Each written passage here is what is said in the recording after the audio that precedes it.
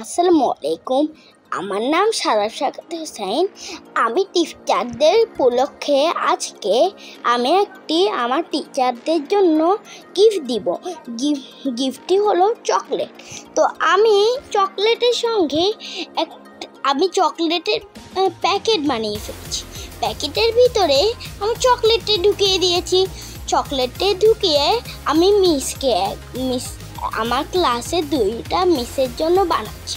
তো আমি চকলেটটা ঢুকাই, আমি আমার মিসেসদের জন্য বাইরে দিয়ে তারপরে লেখাগুলো লিখে দিচ্ছি, happy teachers day, you are the best teacher, এগুলো লিখি আমি।